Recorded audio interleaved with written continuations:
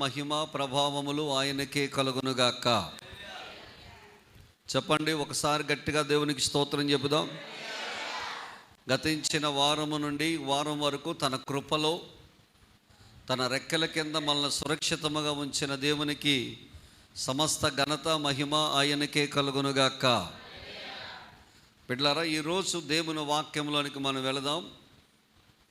పాత నిబంధన గ్రంథములో నుంచి ఒక దైవ భక్తుణ్ణి, ఈ ప్రపంచానికి గొప్ప గొప్ప సంగతులను పరిచయం చేసిన ఒక దైవజనుని గురించి, ఒక రాజును గురించి మీకు తెలియజేయాలని నేను ఆశపడుతూ ఉన్నాను.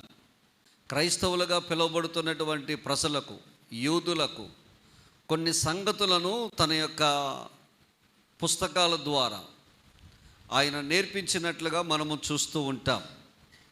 ఆయన ఎవరో కాదు, భక్తుడైనటువంటి దేవునికి హృదయానుసారుడిగా పిలువబడినటువంటి దావీదు. దావీదు పాత నిబంధన కాలములో ఉన్నటువంటి గొప్ప మహారాజుగా కీర్తించబడ్డాడు. వాస్తవానికి ఆయన చాలా పేద కుటుంబంలో పుట్టాడు. యెషయా కుటుంబంలో 8వ వాడిగా జన్మించాడు. అయినప్పటికీ దేవుని యొక్క హృదయానుసారుడిగా, దేవునికి ఇష్టడుగా అతను బ్రతికినట్లుగా మనము చూస్తూ ఉంటాం. దేవుడు అతనికి ఇచ్చినటువంటి గొప్ప అభిషేకం ఏమిటంటే, దేవుని బిడ్డలారా, దేవునికి పాటలు పాడే అభిషేకము, పాటలు రచించే అభిషేకము, దానికి మ్యూజిక్ అంటే స్వరకల్పన చేసేటువంటి ఆ వరమును, స్వరకల్పన మాత్రమే కాదు, ఏ వాయిద్యము వాయించాలో వాయించేటువంటి కృపను, అంత మాత్రమే కాదు పాడేటువంటి కృపను కూడా దేవుడు దావీదుకు అనుగ్రహించాడు. మొట్టమొదటిగా దావీదును గురించి మనం ఆలోచన చేసినప్పుడు, ఈ ప్రపంచానికి ఆయన పరిచయం చేసింది ఏంటంటే, క్రైస్తవ లోకానికి కానీ ఈ ప్రపంచంలో ఉన్న మానవ జాతికి కానీ ఆయన మొట్టమొదటిగా పరిచయం చేసినటువంటి గొప్ప సంగతి ఏంటంటే, దేవుణ్ణి ఎలాగూ ఆరాధన చేయాలో లోకానికి పరిచయం చేసిన భక్తుడు. ఇప్పుడు ఉన్నటువంటి అనగా దావీదు కాలములా కానించి ఇప్పటి వరకు ఉన్నటువంటి అనేక మంది ఆరాధికులు కానివ్వండి, దేవునికి స్తోత్రాలు చేస్తున్న వారు కానివ్వండి, ప్రపంచంలో గొప్ప గొప్ప వర్షిప్ లీడర్స్ అని పిలువబడుతున్న వారు కానివ్వండి, వాళ్ళు ఎంత గొప్పవారైనా వాళ్ళు ఎందులో నుంచి కాపీ చేసి ఉంటారంటే, నేను అనుకుంటున్నాను దావీదు రాసినటువంటి కీర్తనలు కానీ దావీదు పాడినటువంటి పాటల్లో నుంచే వాళ్ళు కాపీ చేసి ఉండవచ్చు. బైబిల్ గ్రంథంలో 150 కీర్తనలు ఉన్నాయి దేవుని బిడ్డలారా. ఈ 150 కీర్తనలో ఆసాపేమో 12 కీర్తనలు రాసినట్లుగా మనం చూస్తూ ఉంటాం.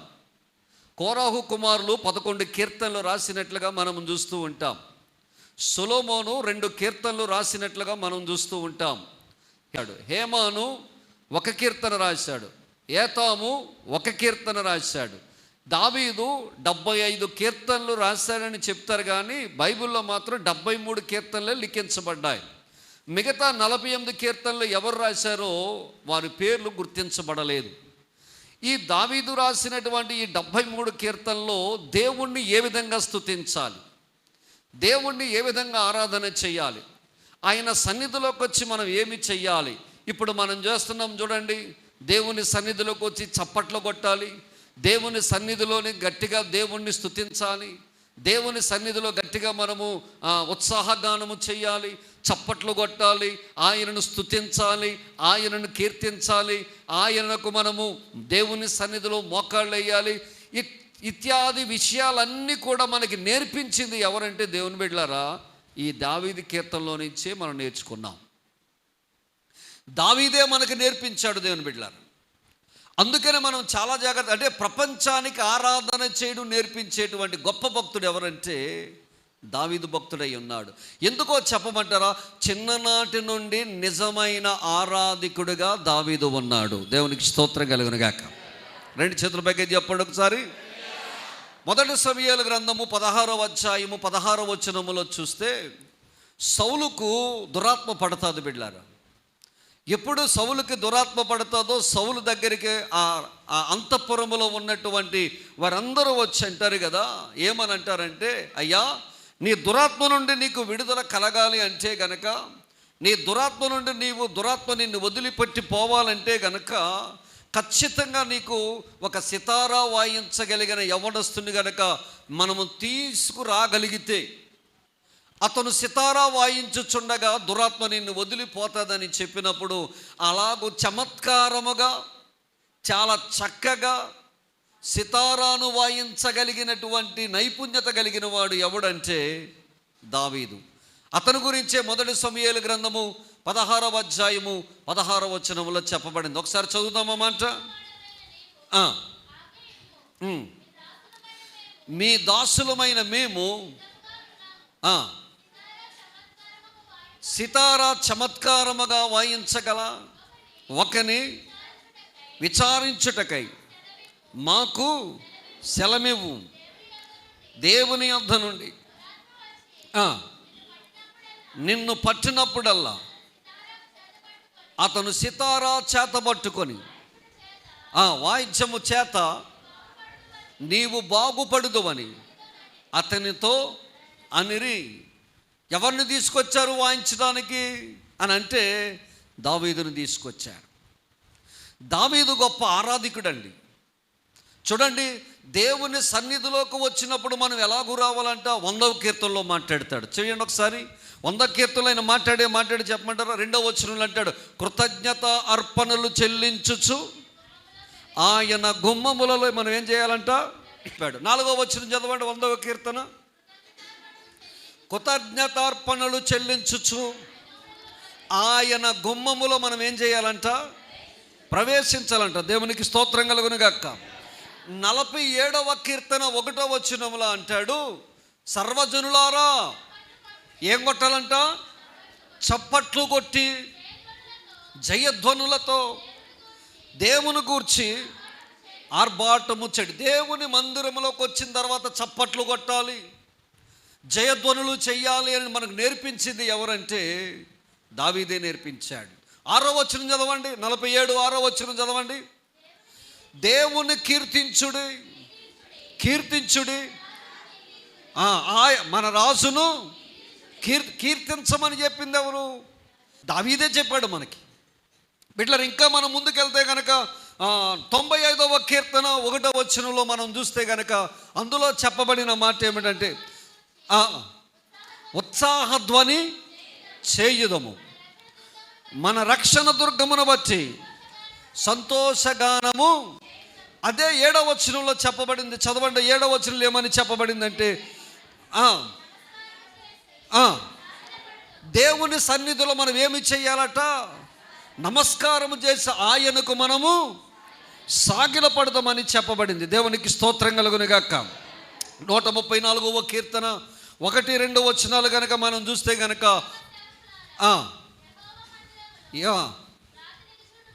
రాత్రి నిలుచుండు వారులారా మీరందరూ యెహోవాను సన్నుతించుడి.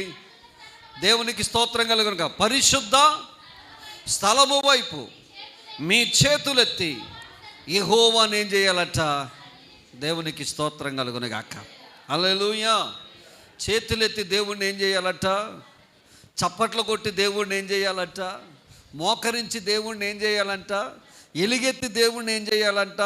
ఉత్సాహధ్వనితో దేవుణ్ణి ఏం చేయాలంట? కృతజ్ఞతార్పణలు చెల్లిస్తూ దేవుణ్ణి ఏం చేయాలంట? ఆయన కీర్తిస్తూ దేవుణ్ణి ఏం చేయాలంట? ఆరాధన చేయాల. ఆరాధన ఎలాగో చెయ్యాలో ప్రపంచానికి పరిచయం చేసింది, నేర్పించింది ఎవరంటే దావీదు నేర్పించాడు. ఆరాధన చేయడం వల్ల ఏమొస్తుంది అని అంటే మీకు ఒక విషయం చెప్తాను. దావీదు బత్షెబాతో పాపం చేశాడు. చేసిన పాపానికి దేవుడు వారు పుట్టిన బిడ్డను ఏం చేశాడంటే దేవుడు మొత్తాడు. మొత్తిన తర్వాత ఆ బిడ్డ ఏమైపోయాడంటే జబ్బు పడ్డాడు. జబ్బు పడిన తర్వాత దావీదు ఆ బిడ్డ జబ్బు పడ్డాడని తెలిసి ఏమీ తినకుండా ఏమీ తాగకుండా ఉపవాసం ఉండి ఆ బిడ్డను బాగు చేయమని దావీదు ప్రార్థన చేస్తున్నాడు. అతను ప్రార్థన చేస్తూ ఉంటుంటే జనాలందరూ అనుకున్నారు, అబ్బా ఇంత వ్యాకులు పడుతున్నాడు, అన్నం తింటలేదు, నీళ్లు తాగుతలేదు, ఆ బిడ్డ గురించి ఎంతో వేదన చెందుతున్నాడు. అతను అలాంటి సమయంలో దావీదుతో మాట్లాడాలంటేనే అక్కడ ఉన్నటువంటి రాజభటులు కానివ్వండి, అతని పరివారం కానివ్వండి చాలా భయపడుతున్నారట. అయ్య బాబు ఇంత దుఃఖపడుతున్నాడు, ఇంత ప్రార్థన చేస్తున్నాడు, ఇంత ఏడుస్తున్నాడు, కనీసం మంచినీళ్ళు తాగుతలేదు, నీళ్లు తాగుతలేదు, ఆహారం తినటం లేదు, వారం రోజుల నుంచి ఏడుస్తూ ఉన్నాడు, దేవుని దగ్గర రోధిస్తున్నాడు అని చెప్పి చుట్టుపక్కల వాళ్ళందరూ కూడా మాట్లాడుకుంటున్నారట. 7 రోజుల తర్వాత దేవుడు ఆ బిడ్డను చంపేశాడు. చంపేసిన వార్త దావీదుకి చెప్పడానికి భయపడుతున్నారు వీళ్ళు. అసలు రోగంతో ఉన్నాడంటేనే అన్నము నీళ్లు 2 తాగకుండానే ఉపవాసం ఉండి ప్రార్థన చేస్తున్నాడే, చచ్చిపోయాడని చెబితే గనక, చనిపోయాడని చెబితే గనక దావీదు ఏమైపోతాడని చెప్పి ఒకరికొకరు గుసగుసలాడుకుంటున్నారట. ఈ గుసగుసలాడుకుంటున్న సంగతి దావీదుకి కనబడిందట. దావీదుకి కనబడి అంటున్నాడట, ఏ కుమారుడు చనిపోయాడా అని చెప్పి వెంటనే కుమారుడు మరణించాడన్న సంగతి నిర్ధారణ చేసుకున్నటువంటి దావీదు వెంటనే అక్కడి నుంచి లేచిపోయాడటండి. 2వ సమూయేలు గ్రంథము 12వ అధ్యాయము 20వ వచనం చదవండి. అప్పుడు దావీదు నేల నుండి లేచి స్నానము చేసి తైలము పూసుకొని యెహోవా మందిరములోనికి ప్రవేశించి మురుక్కి అంటే ఆరాధన చేసి తన ఇంటికి తిరిగి వచ్చి భోజనము తెమ్మనగా వారు వడ్డించిరి. అప్పుడు అతడు భోజనము దేవునికి స్తోత్రం కలుగునుగాక. కుమారుడు మరణించాడు అని తెలియగానే దావీదు ఎక్కడికి వచ్చేసాడట? దేవుని మందిరముకు వచ్చి దేవుణ్ణి ఆరాధన చేశాడట. మన ఇంట్లో ఎవడైనా చనిపోతే గనక 11 రోజుల దాకా దేవుని గుడిలోకి రాము మనం. మన ఇంట్లో ఎవడైనా చనిపోతే గనక 7 రోజుల దాకా దేవుని గుడిలోకి రాము మనం. మనోళ్ళు అంటారు, మాకు అంటండి, మాకు మైలండి, మాకు 4 మైళ్ళండి, 7 మైళ్ళండి, 11 మైళ్ళు అంటారు. సొంత కుమారుడు చనిపోయిన దావీదు అంటున్నాడు, మైళ్ళు గట్ట లేవట్టండి దావీదుకి. సొంత కుమారుడు చనిపోతే లేచి స్నానం చేసి వేరు వస్త్రములు ధరించి తలకు తైలం పూసుకుని దేవుని మందిరములకు వెళ్ళి దేవుణ్ణి ఆరాధన చేస్తున్నాడట. దేవుణ్ణి ఆరాధన చేస్తూ ఉన్నప్పుడు దేవుడు దావీదుతో మాట్లాడాడట. దావీదు పక్కన ఉన్న వాళ్ళకి అర్థం కాలేదంట. ఏడు దావీదా, రోగంతో ఉన్నప్పుడేమో ఏడు చేసావు, చచ్చిపోయిన తర్వాత ఏమో లేచిపోయి స్నానం చేసి తలస్నానం చేసి శుభ్రం నూనె అంటుకుని ఎక్కడికి పోయావు? అప్పుడు దావీదు అంటాడు, ఈ చదవండి, వాక్యం చదవండి 23వ వచనం చదవండి. అతడు బిడ్డ ప్రాణముతో ఉన్నప్పుడు దేవుడు నా యందు కనికరించి వాని బ్రతికించునేమో అని అనుకొని నేను ఉపవాసముండి ఏడ్చుచుంటిని.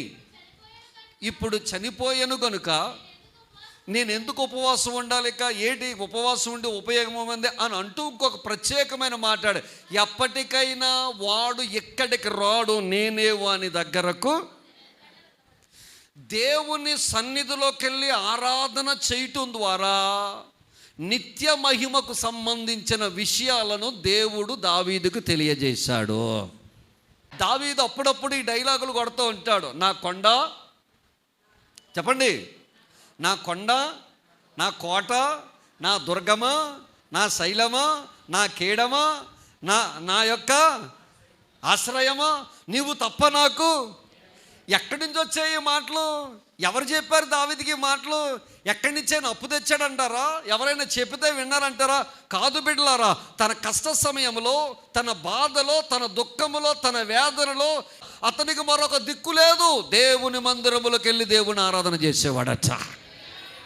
ఆరాధన చేయుచుండగా దావీదు కనిపించిందట, నా కష్టములో నీవే నా కొండయ్యా, నా బాధలో నీవే నా దుర్గమయ్యా, నా వేదనలో నీవే నా ఆనందమయ్యా, నా పక్కనున్న శత్రువు ఉన్నప్పుడు నీవే నా దుర్గమయ్యా అని మాటలు దావీదుకు ఎక్కడ దొరికాయి అంటే దేవుణ్ణి ఆరాధన చేస్తున్నప్పుడు దొరికాయట. దేవునికి స్తోత్రం. అందుకే ప్రపంచానికి దేవుని సన్నిధిలోకి మనం వెళుతున్నప్పుడు దేవునికి కృతజ్ఞతాస్తుతులు చెల్లించాలంట. దేవుని మందిరములోకి వెళ్ళిన తర్వాత దేవుణ్ణి మనం ఆరాధన చెయ్యాలట. ప్రపంచానికి ఆరాధన పరిచయం చేసిన దైవజనుడు ఎవరంటే దావీదు. దావీదు నిజమైన ఆరాధకుడిగా ఉన్నాడు. నీవు నేను కూడా అంత మంచి ఆరాధకులుగా ఉండాలా. రెండవదిగా ప్రార్థన ఎప్పుడెప్పుడు చేయాలి, ఎలాగూ చేయాలి, ఎందుకు చేయాలో నేర్పించాడు. ఇంకో మాటలో చెప్పాలంటే ఏ పరిస్థితిలోనైనా కానీ ప్రార్థన చేశాడు. దేవుడు తన భక్తులతో మాట్లాడితే ఆ మాట్లాడిన మాటలు తన భక్తులు వినేవారట. మరి ఈ కాలంలో కూడా చెబుతాడా దేవుడు? మాట్లాడతాడా దేవుడు? మాట్లాడతాడు. మరి వినే స్థితిలో మనం ఉన్నామా? అంత ఆత్మీయ స్థితిలో మనం లేవు, అంత ఆత్మీయ ఎత్తులో మనం లేము దేవుని బిడ్డలారా. అంత ఆత్మీయ ఎత్తులో మనము లేము కాబట్టి ఆ స్వరాన్ని మనం వెలగలేకపోతున్నాం. చాలా సందర్భాల్లో వాక్యము ద్వారా దేవుడు మాట్లాడతాడు, దైవజనుల ద్వారా దేవుడు మాట్లాడతాడు, దేవుడు కావాలనుకుంటే ప్రవక్తల ద్వారా మాట్లాడతాడు, దేవుడు కావాలనుకుంటే నేరుగా ఆయన మనతో మాట్లాడతాడు. కానీ ఆ మాటలు వినే ఆత్మీయ స్థితి మనకి ఉండాలి. పాత నిబంధన కాలంలో దేవుడట ఆయన మాట్లాడిన మాటలు ప్రజలు వినేవారట. ఆడియబుల్గా అంటే చక్కగా వినేవారట, వినబడేదంట వాళ్ళకి దేవుని మాట్లాడే మాటలు. దావీదు జీవితంలో ఏ పని చేసినా మొట్టమొదటిగా ఏం చేసేవాడట? ప్రార్థన చేసేవాడట. ఏ పని చేసినా, ఎలాంటి పని చేసినా. కొన్ని విషయాలు మీకు నేను చెప్తాను చూడండి. మొదటి సమూయేలు గ్రంథం 23వ అధ్యాయం 2వ వాక్యాన్ని తీయండి. అంతట దావీదు, నేను వెళ్ళి నేను ఫిలిష్తీయులను హతము చేయుదునని ఎవరి యొద్ద విచారణ చేయగా? యెహోవా యొద్ద విచారణ చేయగా. అంతగా పైన 1వ వచనంలో మనం చూస్తే దేవుని బిడ్డలారా, ఫిలిష్తీయులు వచ్చి కెయిలాలో ఉన్నటువంటి ఇశ్రాయేల్ అన్న ధాన్యాన్ని అంతా వాళ్ళు కొల్లగొట్టుకుని ఏం చేశారు? వాళ్ళు దోచుకుని వెళ్ళిపోయారు. ఈ వార్త దావీదుకి వినబడింది. దావీదు యుద్ధవీరుడు, శూరుడు, బలము కలిగిన వాడు. రైట్, మా ప్రజల మీదకి వచ్చి ఫిలిష్తీయులు వచ్చి కొడతారా, నడండ్ర సైన్యం అని చెప్పి కత్తేసుకుని హొట్టగుడ్న పరిగెట్టుకు పోలా. ఆ యుద్ధానికి వెళ్ళమంటావా వద్దంటావా అని దేవుని దగ్గర ఏం చేశాడట? మోకరించి విచారణ చేశాడట. దేవునికి స్తోత్రం కలుగునుగాక. హల్లెలూయా. ఏం చేశాడని చెప్పండి? దేవుని దగ్గర అతను ఏం చేశాడట? విచారణ చేయగా దేవుడు అన్నాడు ఎల్లమని సెలవిచ్చాడు. రెండవదిగా మొదటి సమూయేలు గ్రంథము 30వ అధ్యాయం 8వ వచనం చదవండి. దావీదు ఫిలిష్తీయ దేశములో సిక్లగు అనేటువంటి ప్రాంతంలో ఉన్నప్పుడు ఆ సిక్లగు అనే ప్రాంతం మీదకి అమాలేకీలు అనబడేవారు దండెత్తి ఈ దావీదుకు ఉన్నటువంటి 600 మందిని, అతని భార్యలను, అతని పిల్లలను చెరగా తీసుకుని వెళ్ళిపోయినప్పుడు, ఈ దావీదు వేరొక చోటకు యుద్ధము చేయడానికి వెళ్ళినప్పుడు, మరలా తిరిగి సిక్లగు వచ్చినప్పుడు వీళ్ళందరినీ చెరగా పట్టుకుని పోయినప్పుడు, మరలా దావీదు నా భార్యను పట్టుకుపోయాడు, నా పిల్లలను పట్టుకుపోయాడు, హుట్టాబుట్టున పోతాం రెండ్రా నల్లా, మరలా అక్కడ మోకరించి దేవుని దగ్గర విచారణ చేశాడు. దయచేసి రెండొక మార్పు చూద్దాం బిడ్డలారా. 2వ సమూయేలు గ్రంథము 2వ అధ్యాయము 1వ వచనాన్ని చూద్దాం దయచేసి. 2వ సమూయేలు గ్రంథము 2వ అధ్యాయం 1వ వచనం. ఇది జరిగిన తరువాత పోదునా అని విచారణ దావీదు ఎవరి దగ్గర విచారణ చేశాడట? యెహోవా యొద్ద. ఏంటి దీని వృత్తాంతం ఏంటంటే, సౌలు చనిపోయాడు. గిల్బోవా పర్వతం మీద నాతాను, అతని అన్నదమ్ములు 3 కూడా చనిపోయారు. సౌలు చనిపోయాడు. ఇప్పుడు దావీదు ఒక్కడే దిక్కుగా ఉన్నాడు. దావీదు ఒక్కడే దిక్కుగా ఉన్నప్పుడు దావీదు అంటున్నాడు, అయ్యా మరి అందరూ చనిపోయారు, నన్ను మరలా తిరిగి ఫిలిష్తీయ దేశం నుంచి యోధా పట్టణంలోకి వెళ్ళమంటావని దేవుని దగ్గర విచారణ చేస్తున్నాడు. ఎంత గొప్పోడు చూడండి. నన్ను మరలా తిరిగి యోధా పట్టణానికి వెళ్ళమంటావా అని అడిగాడు. దేవుడు అన్నాడు, ఖచ్చితంగా నువ్వు యోధా పట్టణంలోనికి వెళ్ళమన్నాడు. మళ్ళా దావీదు అంటాడు, అయ్యా యోధా పట్టణంలో నన్ను ఎక్కడికి వెళ్ళమంటావు అని అడిగాడు. వీళ్ళిద్దరు మాట్లాడుకుంటున్నారు. ఎవరెవరు మాట్లాడుకుంటున్నారు? అర్థం అంటే ఇద్దరి మధ్య జరిగే సంభాషణ. దేవునికి స్తోత్రం కలుగునుగాక. హల్లెలూయా. నువ్వు చెబుతూ ఉంటే ఆయన వింటూ ఉంటాడు, నీ ప్రశ్నకు ఆయన జవాబిస్తూ ఉంటాడు. ఎవరెవరు మాట్లాడుకుంటున్నారు? ఎంత భాగ్యం అండి. సర్వ సృష్టికర్త అయిన దేవునితో దావీదు మాట్లాడుతున్నాడండి. ఎక్కడికి వెళ్ళమంటావయ్యా? యోధపట్నంకి వెళ్ళమంటావు బాబు? నేను ఫిలిష్తీ దేశంలో అంటే వెళ్ళు దావీదా, ఏ పర్లేదు వెళ్ళమన్నాడు. మరి యోధపట్నం వెళ్ళమంటున్నావు బాబు, ఏ ఊరికి వెళ్ళమంటామని అడిగాడు. హెబ్రోన్కి వెళ్ళమన్నాడు. ఎక్కడికి వెళ్ళమన్నాడు? పిన్ టు పిన్ దేవుడు దావీదుతో మాట్లాడుతున్నాడా? స్తోత్రం కలుగునుగాక. హల్లెలూయా. దావీదు దేవునితో ఎలాగో మాట్లాడాలో లోకానికి పరిచయం చేశాడు బిడ్డలారా. హల్లెలూయా. ఇంకొక అద్భుతమైన విషయాన్ని చూపిస్తాను. రాజు అయిపోయాడు. ఎవరు?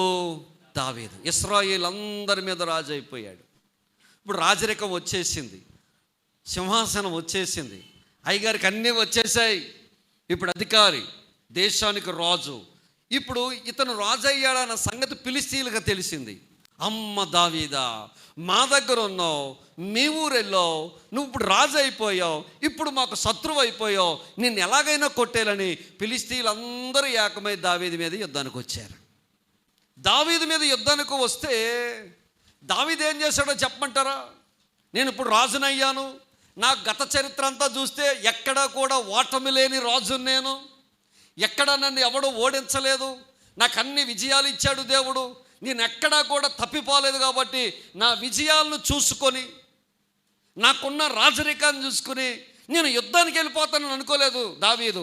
మరలా రాజు అయినా, వెనకాల అనేకమైన విజయాలు తన ఖాతాలో ఉన్నా, మరలా ఏం చేశాడంటే చిన్న పిల్లవాడులాగా రాజు అయిన తర్వాత కూడా మోకరించి, అయ్యా యుద్ధానికి వెళ్ళమంటావా లేదని దేవుని దగ్గర విచారణ చేశాడట.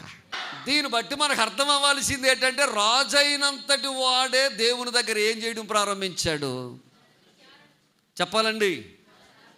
బిడ్డలారా, విచారణ చేసే నిన్ను దావీదుని ఎలాగైతే విజయం ఇచ్చాడో, నీకు, నీ బిడ్డలకి, నీ కుటుంబానికి, నీ శరీరానికి, నీ ఇంటికి నేను చెప్తున్నాను, విచారణ చేసే బిడ్డలకు దేవుడు విజయాన్ని ఇవ్వబోతున్నాడు. హల్లెలూయా.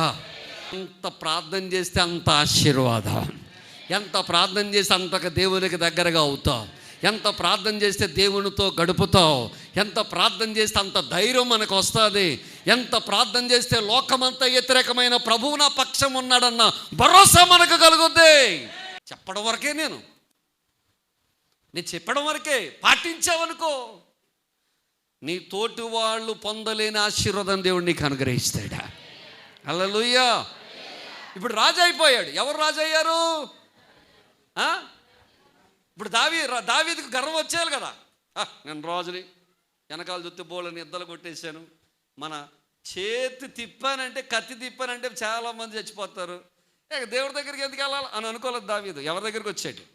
దావీదు, నేను ఫిలిష్తీయులకు ఎదురుగా పోయేదనా, వాని నా చేతికి అప్పగించదవా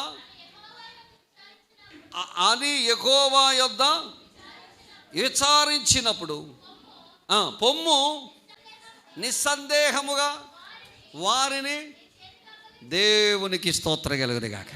చెప్పండి గట్టిగా, దేవునికి స్తోత్రం చెప్పండి. ఎల్లు దావీదా, నిస్సందేహముగా నేను వారిని చేతికి అప్పగిస్తానన్నాడు.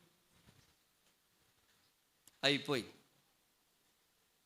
కొంతకాలం అయ్యింది, మళ్ళా ఫిలిష్తీయులు మళ్ళా మీదకి వచ్చారు.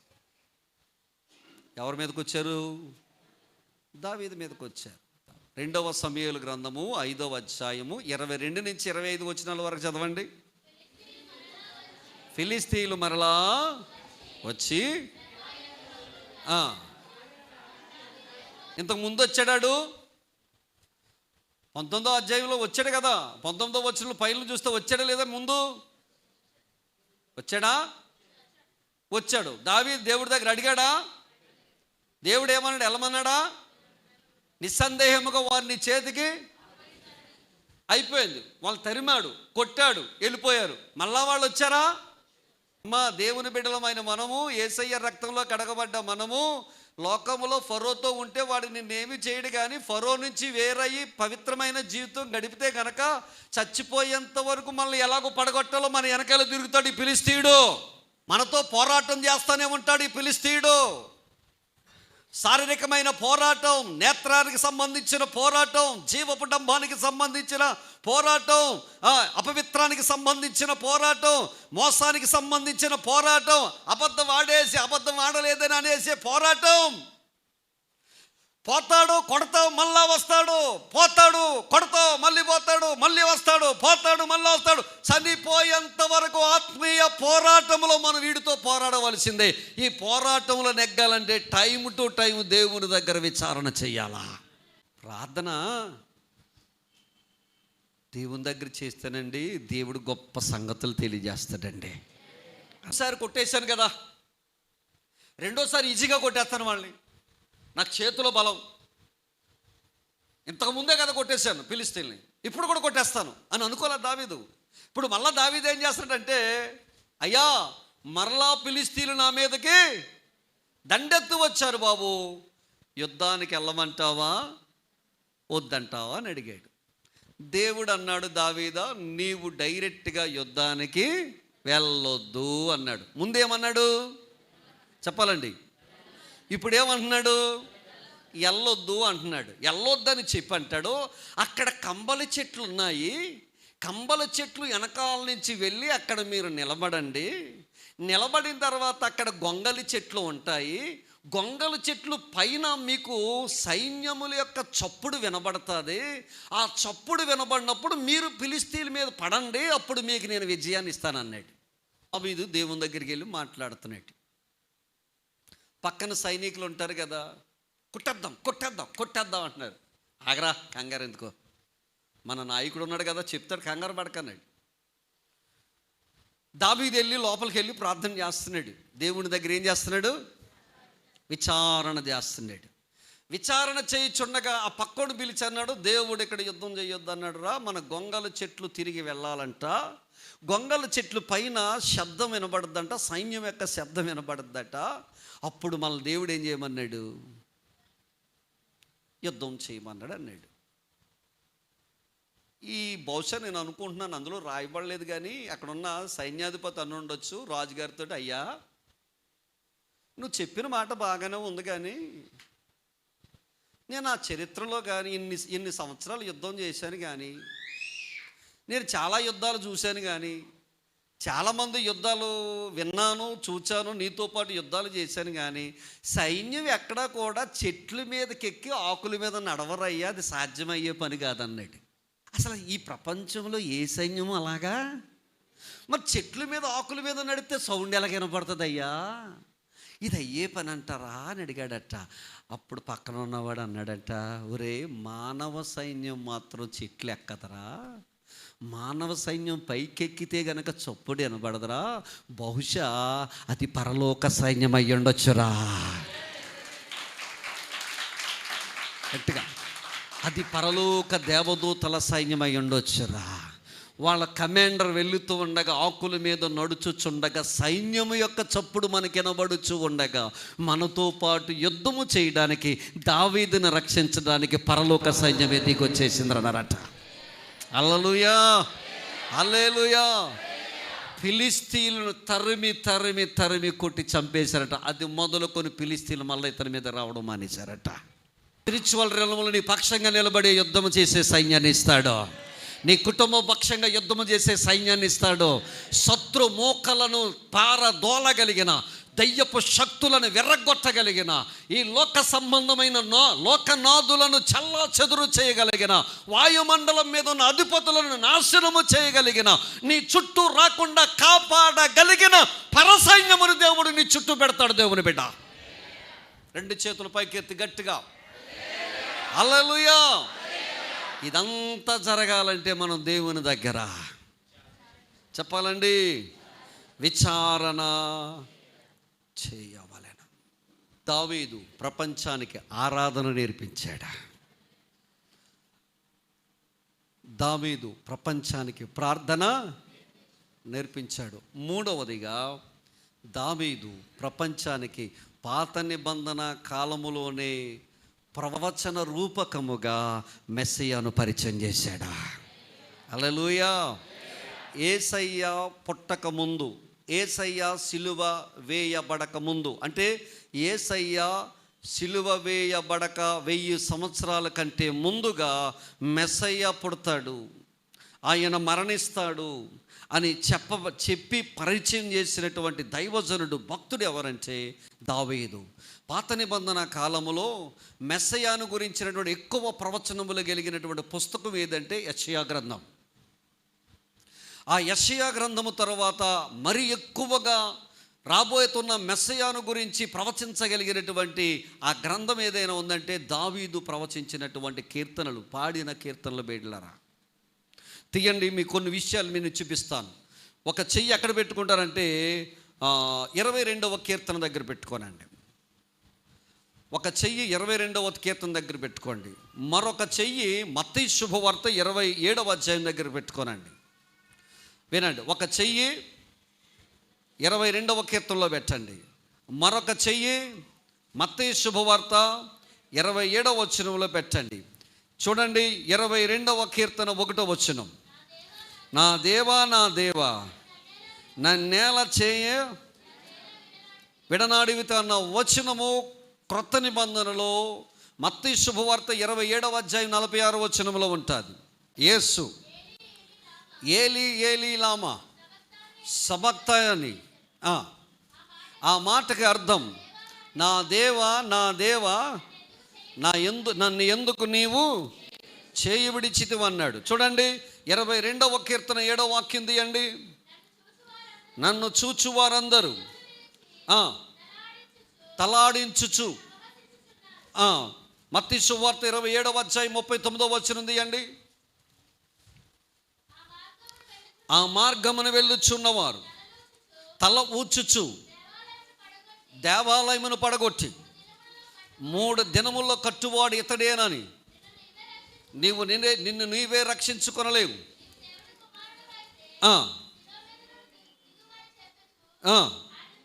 ఆయనను దూషించరు. 8వ వచనం చదవండి, 22వ అధ్యాయం 8వ వచనం చదవండి. వాడు 27వ అధ్యాయం 43వ వచనం. వాని దేవుని యందు విశ్వాసం ఉంచెను, ఆయనకిష్టుడైతే ఆయన ఇప్పుడు వారిని తప్పించునని చెప్పాను. అదే 22వ కీర్తన 16, 17, 18 వచనాలు.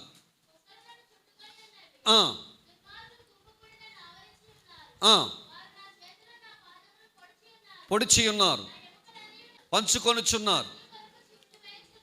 యెహోవా దురంకారులను దూరముగా నుండకము, నా మనవి నా బలమా త్వరపడి నాకు. మత్తయి యేసుక్రీస్తు బైబిల్లో దావీదు కుమారుడిగా పిలువబడ్డాడు. మీకు తెలుసా యేసుప్రభు ఎలా పిలువబడ్డాడండి? దావీదు కుమారుడిగా పిలువబడ్డాడు. చూడండి, మత్తయి శుభవార్త 9వ అధ్యాయం 27వ వచనములో 2 గుడ్డువారు ఆయన దారమ్మట వెళ్ళుచుండగా 2 గుడ్డువారు కేకలు వేయొచ్చు. ఆయన ఏమన్నారు? దావీదు కుమారుడా మమ్మను కరుణింపు, మమ్మను దాటిపోకయ్యా అని చెప్పి గట్టిగా కేకలు వేసినట్లుగా మనం చూస్తూ ఉన్నాం. మత్తయి శుభవార్త 12వ అధ్యాయం 23వ వచనంలో దెయ్యము పట్టిన పుట్టి గుడ్డివాడు మోగవాడు యేసు దగ్గరకు వచ్చినప్పుడు, దేవుడు అతనిని స్వస్థపరిచినప్పుడు అక్కడ ఉన్న వాళ్ళందరూ అన్న మాట్లాడి చెప్పండి, ఈయన దావీదు కుమారుడు కాడా అని చెప్పారు. తర్వాత 21వ అధ్యాయము దేవుని బిడ్డలారా 15వ వచనం చూస్తే మత్తయి శుభవార్తలో యేసు ప్రభు వారు ట్రయంఫల్ ఎంట్రీ అయినప్పుడు, యెరూషలేములోనికి ఆయన వెళ్ళినప్పుడు అక్కడ ఆయన ఆ రోకలు మార్చేటువంటి బల్లలను, కాసులను, మేకలను విప్పి ఆ బల్లలను తిరగబెట్టినప్పుడు అక్కడ ఉన్న చిన్నపిల్లలందరూ కూడా ఓసన్నా జయము, దావీదు కుమారుడా జయమని చెప్పి కేకలు వేసినప్పుడు వాళ్ళందరూ అన్నారు నోరు మూసుకోమని చెప్పినట్లుగా మనం చూస్తాం. చిన్నపిల్లలు దేవాలయంలో దావీదు కుమారుడా నీకు జయమని చెప్పారు. దేవునికి స్తోత్రం కలుగునుగాక. హల్లెలూయా. మత్తయి శుభవార్త 22వ అధ్యాయం 42వ వచనం. ప్రభువు అన్నారు, క్రీస్తుని గురించి మీరు ఏమనుకుంటున్నారయ్యా అని అడిగారు. ఆయన ఎవరని అనుకుంటున్నారు మీరు అని యేసు ప్రభువే స్వయంగా పరిసయ్యులను అడిగాడు. పరిసయ్యులు అన్నారు, ఆయన ఖచ్చితంగా దావీదు కుమారుడని చెప్పారు. అప్పుడు యేసుప్రభువు వారు అన్నాడు, మరి అలాగైతే దావీదు అన్నాడు, నా ప్రభువుతో సెలవిచ్చిన వాక్కు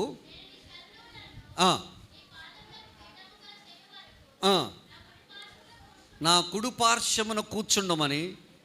ఇప్పుడు యేసుప్రభువు వారు అంటున్నారు, దావీదు కుమారుడు అని మీరు అంటున్నారు. దావీదు ఏమంటున్నాడంటే, నా ప్రభువుతో ఇలాగూ చెప్పుచున్నాడు. మత్తయి శుభవార్త 22:42 వచనాలు. మీకేమి తోచుచున్నది? ఆయన ఎవరి కుమారుడనే వారిని అడిగాను. వారు ఆయన దావీదు కుమారుడని చెప్పారు. అందుకు యేసు 43-46 వచనాలు, నీవు నా కుడిపార్శ్వమున కూర్చుండమని ప్రభువు నా ప్రభువుతో చెప్పాను అని దావీదు ఆయనను ప్రభువని ఆత్మ వలన ఎలా చెప్పుచున్నాడు? దావీదు ఆయనను ప్రభువని చెప్పిన ఎడల ఆయన ఎలాగు అతనికి కుమారుడగును? వారు నడుగగా ఎవడను మారుమాట. స్తోత్రం చెప్పండి, ఒకసారి గట్టిగా చెప్పండి. ఇప్పుడు దావీదు కుమారుడుగా యేసు ప్రభు వారిని కొత్త నిబంధనలో పలికినట్లుగా మనం చూస్తున్నాం. వీళ్ళ దావీదు మెస్సయ్య అనేవాడు దావీదు వంశములో నుంచి, దావీదు గోత్రములో నుంచి వస్తాడు అన్న సంగతి ప్రవచన రూపముగా యూదులు నమ్ముతారు. అతను యోధా గోత్రములో నుంచి, దావీదు వంశములో నుంచి వస్తాడన్న సంగతి వారు విన్నారు, అది నమ్ముతారు. మెస్సయ్య అనేవాడు దావీదు వంశములో నుంచి, దావీదు గోత్రములో నుంచి వస్తాడన్న సంగతి వారికి తెలుసు. కానీ ప్రభువారు అంటున్నారు, పరిసయ్యులతో అన్నప్పుడు ఆయన అన్నాడు, మరి దావీదు ఎందుకు ఈ మాట అన్నాడు? నీ శత్రువులను తన పాదపీఠముగా ఉంచు వరకు నా ప్రభువు ఈ ప్రభువుతో ఇలాగూ మాట్లాడాడు. దావీదు ఆత్మవశుడై నా ప్రభువని పలుకుతున్నాడు, నా కుమారుడని పలకడం లేదు కదా. మరి ప్రభువని పలికిన వాడిని మీరెందుకు కుమారుడు అంటున్నారు అంటే దానికి వాళ్ళ జవాబు, మెస్సయ్య అనేవాడు దేవుని కుమారుడే కానీ దావీదు కుమారుడు కాదని చెప్పడానికి యేసు ప్రభు వారి మాటను అక్కడ ఉపయోగించినట్లుగా మనం చూస్తూ ఉన్నాం. గోత్రములైతే వంశములైతే పుట్టాడు కానీ నిజముగా ఈయన ఎవరు కుమారుడు అంటే దేవుని కుమారుడు. దేవునికి స్తోత్రం కలుగునుగాక. హల్లెలూయా, హల్లెలూయా. ఒకటి, దావీదు లోకానికి ఆరాధన పరిచయం చేశాడు. రెండు, దావీదు లోకానికి ప్రార్థన పరిచయం చేశాడు. మూడవది, ప్రవచన రూపములో ఉన్న యేసయ్యను 1000 సంవత్సరాల ముందే ఈ లోకానికి పరిచయం చేశాడు. నాలుగవదిగా, తప్పు చేసినప్పుడు ఆ తప్పు నుండి మనం ఎలాగూ కడుక్కోవాలో, పాపక్షమాపణ ఎలాగూ పొందుకోవాలో దావీదు ప్రపంచానికి నేర్పించాడు. బిడ్డలారా, 2 చేతుల పైకి ఎత్తుగట్టుగా దేవునికి స్తోత్రం చెప్పుదాం. హల్లెలూయా, హల్లెలూయా. ఈ లోకంలో పుట్టిన ప్రతి ఒక్కరము తప్పు చేస్తాం బిడ్డలారా, పాపం చేస్తాం బిడ్డలారా. ఆ చేసిన పాపము నుండి ఎలాగూ బయటపడాలి, ఎలాగూ కడుక్కోవాలి, ఎలాగూ విడిపించబడాలో ఒక మాదిరి ప్రపంచానికి చూపించిన వాడు దావీదు భక్తుడా. 2వ సమూయేలు గ్రంథం 11వ అధ్యాయంలో మనం చూసినప్పుడు దేవుని బిడ్డలారా, అక్కడ బత్షెబాతో దావీదు పాపము చేసినప్పుడు, ఆ పాపము చేసినప్పుడు ఆ పాపము ఎవ్వరూ చూడడం లేదని అనుకున్నప్పుడు అతను చేసిన 3 పనుల గురించి, ఆ పాపము చేసినప్పుడు పశ్చాత్తాపము పడుతుండగా 51వ కీర్తన రాశాడు. దేవుని బిడ్డలారా, నాలో ఏ మంచి ఉందయ్యా, నా తల్లి నన్ను పాపములోనే గర్భము కంద కదయ్యా, పాపములో పుట్టిన నాకు ఇక ఏ మంచి నాలో ఉంటుంది ప్రభువా, నేను పాపపు పనులే తప్ప మంచి పనులు ఏమీ చెయ్యను కదా ప్రభువా, ఈ పాపిని కరుణించు నాయన అని అంటూ ఏడుస్తున్నాడు. ఈ సోపు కంటే తెల్లగా కడుగయ్యా, హిమము కంటే నన్ను తెల్లగా కడుగునట్లు ఉండునట్లు నన్ను కడుగుమయ్యా. అయ్యా అయ్యా, నాలో పాపం చేసిన కానించి నాలో సంతోషము లేదయ్యా, పాపం చేసిన కానిచ్చి నాలో ఆనందము లేదయ్యా ప్రభువా, రక్షణానందాన్ని నాలో పుట్టించు ప్రభువా. తప్పు చేసిన ప్రతి ఒక్కరిలో సంతోషం ఉండదండి, భయం ఉంటుందండి. తప్పు చేసిన ప్రతి ఒక్కరిలో గిల్టీ ఫీలింగ్ ఉంటుందండి. నేనేదో పొరపాటు చేశాను, నేనేదో తప్పు చేశాను. అందుకే తప్పు చేసిన ప్రతి ఒక్కడు ఆదాము వల్లే దేవునికి దూరంగా వెళ్ళి చెట్లు చాటును దాగుంటాడు. తప్పు చేసిన ప్రతి ఒక్కడు దేవుని మందిరానికి రాకుండా దూరం అయిపోతూ ఉంటారు. దావీదు అంటున్నాడు, అయ్యా నాలో గిల్టీ ఫీలింగ్ ఉందయ్యా, నేను తప్పు చేశానయ్యా, నాలో ఆ పాపభావం ఉందయ్యా, నేను నీ మందిరంలోకి రాలేకపోతున్నాను, నిన్ను ఆనందించలేకపోతున్నాను, రక్షణ ఆనందం నేను పొందలేకపోతున్నాను. యేసయ్యా నా ప్రభువా, నాలో మరలా నన్ను కడిగి రక్షణ ఆనందం పుట్టించయ్యా అంటున్నాడు. మరలా అంటాడు, ఇంకా అడుగు ముందుకేసి అంటాడు కదా, నా నుండి నీ ఆత్మను దూరము చెయ్యకయ్యా, నాలో నీ ఆత్మ నుంచి ప్రభు అంటాడు. అంటాడు, దహన బలులు నీకు ఇష్టమైనవి కాదు ప్రభువా, విరిగిన మనసే నీకు ఇష్టమైన బలి అని చెబుతూ అంటాడు. తప్పు చేసిన తర్వాత 51వ కీర్తన పశ్చాత్తాపడడం. ఇందాక మన కీర్తనలో 32వ కీర్తన చదివాను చూసారా, తప్పు చేసిన తరువాత తప్పుని ఎలాగో కడగాలో పరిహరించాలో చెప్పబడిన కీర్తన 32వ కీర్తన. తీయండి 32వ కీర్తన తీయండి ఒకసారి. తన అతిక్రమములకు పరిహారము నొందినవాడు, తన పాపమునకు ప్రాయశ్చిత్తము నొందినవాడు ధన్యుడు. యెహోవా చేత నిర్దోషి అని ఎంచబడినవాడు, ఆత్మలో కపటము లేనివాడు ధన్యుడు. ఈ మాట అనండి, 3 మాటలు ఇక్కడ మనకు కనపడతాయి. ఒకటి చెప్పండి, అతిక్రమము. చెప్పండి, అందరూ చెప్పాలి. రెండవది పాపము. చెప్పండి. మూడవది దోషము. ఈ మూడింటి గురించి చెప్పి ఇందులో నుంచి ఎలాగో బయటికి రావాలో దావీదు మనకు నేర్పించాడు. అతిక్రమము అనగా చెయ్యొద్దన్న పని చేయడమే అతిక్రమం. నెంబర్ 2, పాపము అనగా చెయ్యమన్న పని చెయ్యకపోవడమే పాపం. సమూయేలు అంటాడు కదా, ఇశ్రాయేలులారా మీ అందరి కోసం నేనేం చేయాలా? ప్రార్థన చేయాలా. నేను మీ కోసం ప్రార్థన చెయ్యకపోతే నేనేం చేసిన వాడను? అమ్మా, వ్యభిచారం చెయ్యక్కల, దొంగతనం చెయ్యక్కల, మోసం చెయ్యక్కల, వేరొక డబ్బు దోచుకోని అవసరంలా.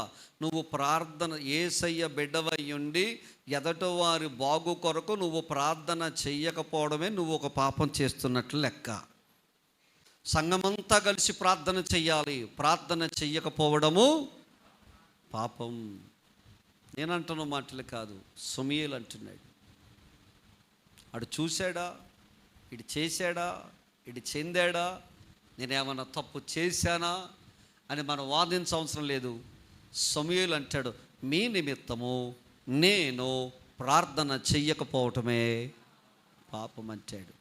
పాపం అనగా చెయ్యమన్న పని చెయ్యకపోవటం, అతిక్రమం అనగా చెయ్యొద్దన్న పని చేయడం, దోషం అనగా ఆ అతిక్రమాన్ని దాచిపెట్టి నేను ఏ తప్పు చేయలేదని కపటం వేయడం, దాన్ని దోషం అంటారు. మళ్ళా చెప్తాను, మీకు అర్థమవ్వాలంటే దావీదు స్టోరీ చెప్పాలి. 2వ సమూయేలు గ్రంథం 11వ అధ్యాయం మొట్టమొదటి వచనం. వసంతకాలమున రాజులు యుద్ధమును బయలుదేరు సమయమున దావీదు యోవాబును అతని వారిని ఇశ్రాయేలు వారందరినీ పంపగా వారు అమ్మోనీయులను సంహరించి ముట్టడి వేసిరి.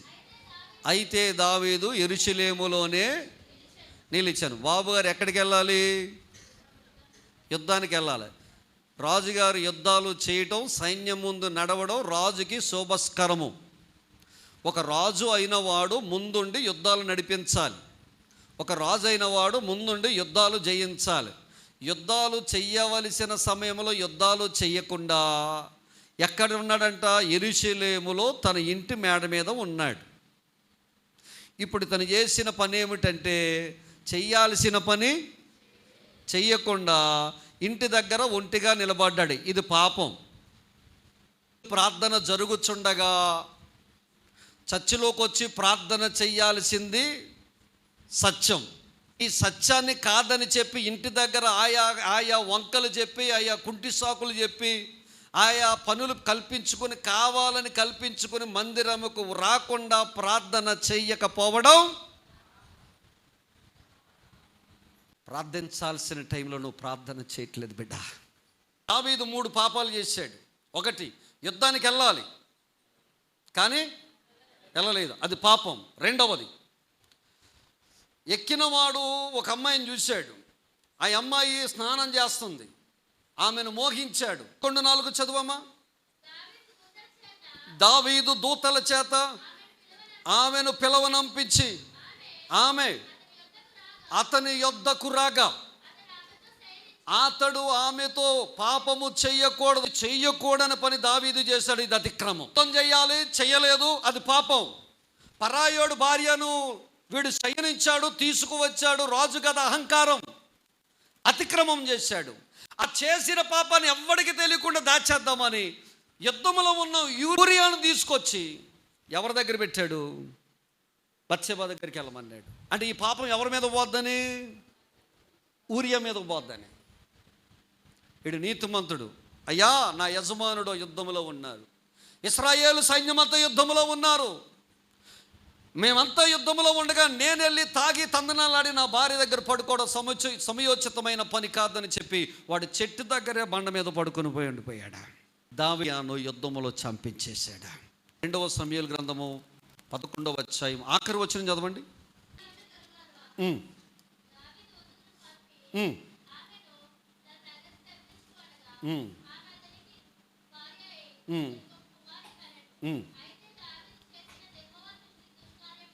అయితే దేవుని దృష్టికి అది ఎలా ఉందట? దుష్కార్యముగా ఉందట. దీన్ని దాచేద్దామని పాపం చేశాడు, అతిక్రమం చేశాడు, చేసిన అతిక్రమాన్ని దాచేద్దామని కపటంగా ఉన్నాడు. ఇప్పుడు 32వ వచనంలో అంటాడు, ఆ మాట అంటాడు. చదవండి, ఈసారి అర్థమవుతుంది మీకు. ఏమంటాడు చదవండి. 32వ కీర్తనలు అంటాడు, ఏమని అంటాడు చూడండి ఒకసారి. నా దోషములను కప్పుకొనక నీ ఎదుట నా పాపమును. అదండి దావీదు నేర్పిస్తున్న సంగతి ఏంటంటే, దేవుని ఎదుట ఏ అరమరిక లేకుండా ఏమి దాచుకోకుండా, నేను నీ ఎదుట పాపం చేశానయ్యా, నేను నీ ఎదుట అతిక్రమించానయ్యా, నేను నా దోషానికి కప్పుకోకుండా నీ ముందు పెడుతున్నానయ్యా, నన్ను క్షమించు బాబు అని నేను పాదాల దగ్గర పడిపోవడం నేర్పించాడు దావీదు ఈ ప్రపంచానికి. పడిపోవడం నేర్పించాడు దావీదు ఈ ప్రపంచానికి. వెళ్ళారా, ఇప్పుడు మనం అందరం తప్పు చేస్తాం, పాపం చేస్తాం, అతిక్రమిస్తాం. చేసిన తప్పు నేను చేయలేదని 10 మంది ముందు దాచేస్తాం. కపటంగా మనము దాచేసుకుంటాం, దాన్నే దోషము అంటారు. ఈ దోషము పోవాలన్నా, ఈ అతిక్రమము పోవాలన్నా, దేవుడు అతిక్రమానికి ప్రాయశ్చిత్తం చేయాలన్నా, దోషాన్ని కడగాలన్నా, పాపాన్ని పరిహరించాలన్నా చేయగలిగింది దేవుడు ఒక్కడే అని ప్రపంచానికి పరిచయం చేశాడు దావీదు. బిడ్డలారా, మరి ఈ సమయంలో ప్రపంచానికి దావీదు ఆరాధన నేర్పించాడు, ప్రపంచానికి దావీదు ప్రార్థన నేర్పించాడు, ప్రపంచానికి దావీదు మెస్సయాను పరిచయం చేశాడు, ప్రపంచానికి దావీదు అతిక్రమముల నుండి, పాపముల నుండి ఎలాగో ప్రాయశ్చిత్తం పొందాలో, క్షమాపణ పొందాలో నేర్పించాడా. అతి ఘోర పాపమును